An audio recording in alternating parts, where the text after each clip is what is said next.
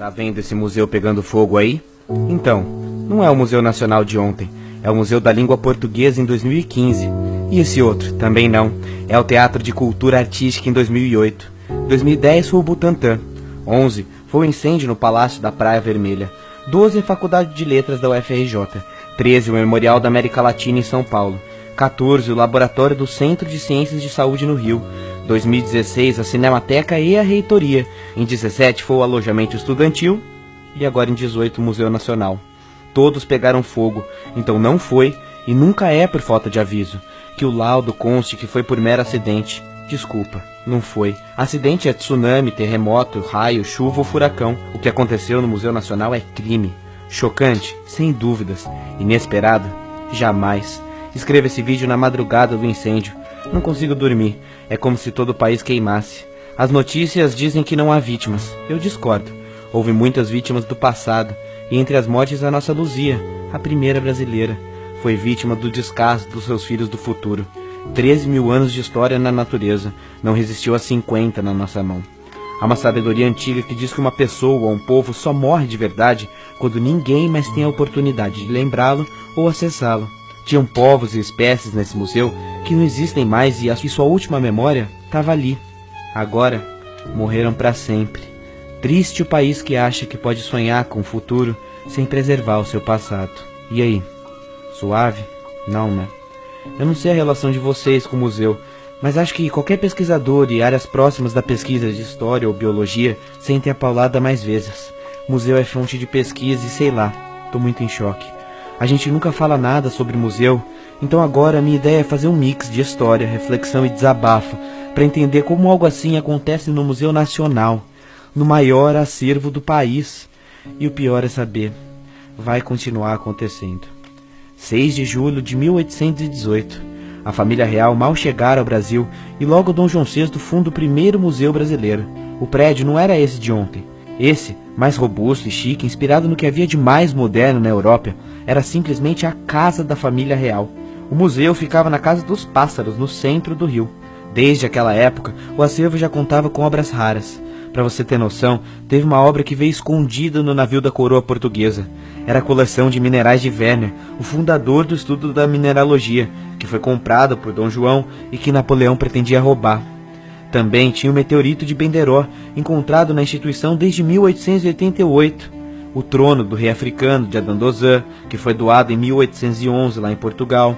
Enfim, a família real, que nadava em dinheiro, gostava ao menos de colecionar arte.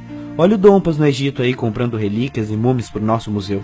Com o Dompas, inclusive, a gente adquiriu muita coisa, como o manto do rei Kamehameha, o último rei nativo do Havaí, que fez amizade com Dompas quando fugia dos ingleses. Enfim, foi só em 1892 que o museu fora transferido para a Quinta da Boa Vista, onde estava até ontem. Isso aconteceu porque a proclamação da República e o exílio da família imperial queria apagar os luxos do Império, e o museu ocuparia esse lugar. E agora ele passava a se chamar Museu Nacional. Tá vendo como até no nome do museu tá cheio de marca da nossa história? Pesado e tudo queimado. No início da década de 20 e 30, o museu passa a ser entendido como símbolo do progresso da nação. E a pesquisa começa a ganhar espaço na Quinta da Boa Vista.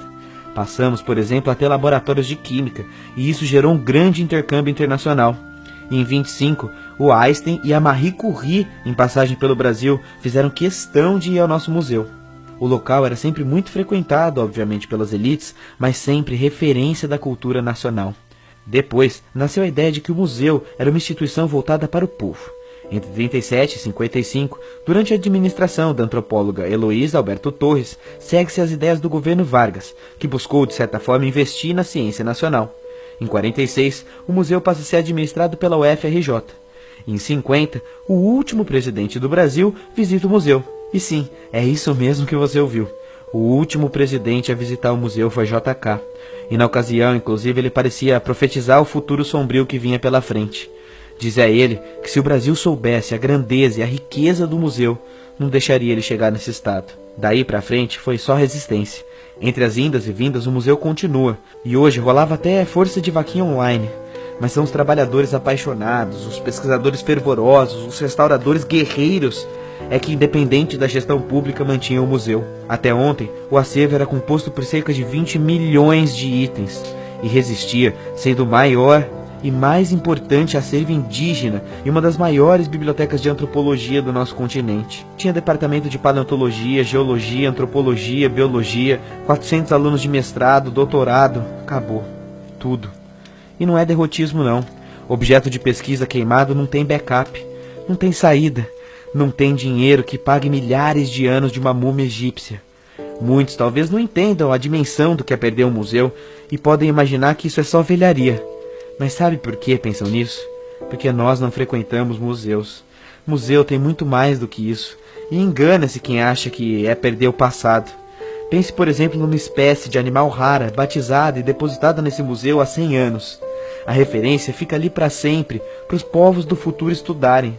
O museu, então, é o mais próximo do que podemos ter de uma viagem no tempo, para o passado e para o futuro. Imagina a própria Luzia. Perdemos não só o passado de 13 mil anos dela, mas todas as descobertas que o futuro poderia fazer sobre a Luzia e sobre nós. Entende o tamanho do dano incalculável e infinito que estamos passando? É passado, presente e futuro contaminados. Inclusive, vamos falar de presente. Que estado é que estava o museu? De competência do governo federal, o Museu Nacional, como até o Louvre, é público, e guardar patrimônio é estratégia nacional. Aliás, isso não é nem luxo, é lei. A Lei 11.904, que versa sobre o Estatuto dos Museus, onde a palavra preservação aparece 8 vezes. Na prática, porém, isso é bem longe da realidade. Sobre as verbas, a instituição vinha sofrendo cortes orçamentários há pelo menos 3 anos. Desde 2014, a verba de 520 mil anuais não chegava completa nunca. Sim, 520 mil, não 5 milhões ou 520 milhões. A verba anual para manter todo esse patrimônio era de 500 mil. Como comparação, olha o custo do ministro do STF por mês. Não é de embrulhar o estômago e se revoltar? No apartamento do Gedel, o político dos 51 milhões dava para manter o Museu Nacional por quase 100 anos. Depois, entra a burocracia. A documentação exigida é importante. Um prédio tombado cataloga itens raros e por isso demora. Porém, essa demora estava levando meses ou às vezes até anos para sair, e o feitiço vira contra o feiticeiro. As normas nacionais de combate ao incêndio em museu são dos anos 70 e 80, e sem contar a possível corrupção gerada pelas empresas de vistoria. Mas eu nem vou falar disso hoje. Bem, às vésperas da festa de 200 anos do museu, 10 das 30 salas estavam fechadas, e menos de 1% estava exposto. Até a Luzia estava na gaveta. Em janeiro, o museu chegou a ficar fechado por 10 dias, e após uma greve de funcionários, não faltou reportagem denunciando a calamidade pública que estava rolando. Ontem, inclusive, teve marcha pela ciência e pela preservação do museu lá na frente. Mas não deu tempo e ninguém quis ver. Aparentemente precisa pegar fogo literalmente para a gente acordar para o que está acontecendo e dar valor. E sabe o que está escrito pro roteiro dos próximos dias, né? Vai aparecer algum especialista, vai culpar alguém ou talvez nem isso. Os governos vão continuar agindo com total descaso ao patrimônio público. As paredes de outros museus vão continuar caindo. E os políticos, sabe o que eles vão prometer? Reconstrução. Oportunidade de licitação desviada. Como se dinheiro trouxesse de volta 10 mil anos de história. Ai, revoltante, manter serenidade nesse vídeo tá difícil. Enfim, nada mais simbólico para o momento que vive a ciência no país do que a primeira instituição científica pegando fogo. É a falência total do Brasil, mas não só a falência econômica, é a falência cultural, ética. Porque ok, é bem verdade que a grande culpa é do poder público. Mas me fala uma coisa, e você? E eu? Qual foi a nossa última vez no museu? O Museu Nacional, por exemplo, custava 8 golpinhos para entrar e tá cheio de museu gratuito por aí. Qual foi a última vez que lhe passou na cabeça conhecer a história ao invés de sair para qualquer outro rolê? Museu é visto como luxo, exótico, e não é para ser. Frequentar museu é encarnar a história viva, é ir além do livro, é ver e visitar a nossa história material, nossa cultura material. Se ao menos uma lição pudermos aprender com a morte do Museu Nacional, é que a gente deve frequentar museus. Porque o museu queimando não é apenas um museu queimando, é a história de um país, de uma humanidade queimando. E isso está sendo sintoma do mundo que vivemos. Não é à toa que tiranos destroem museus quando invadem países. O imperador romano Júlio César fez isso lá atrás na biblioteca de Alexandria. Hitler fez isso quando invadiu Paris.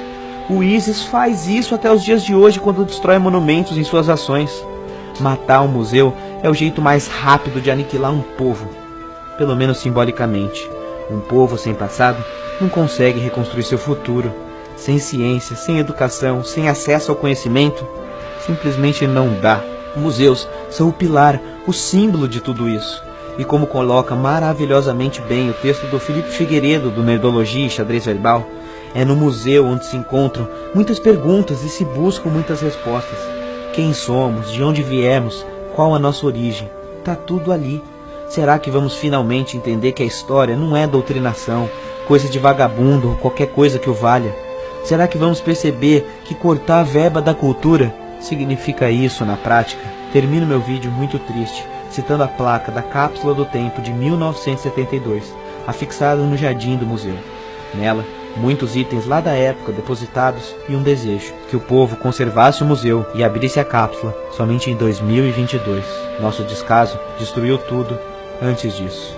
Todos que por aqui passem, protejam esta laje, pois ela guarda um documento que revela a cultura de uma geração e um marco na história de um povo que soube construir o seu próprio futuro.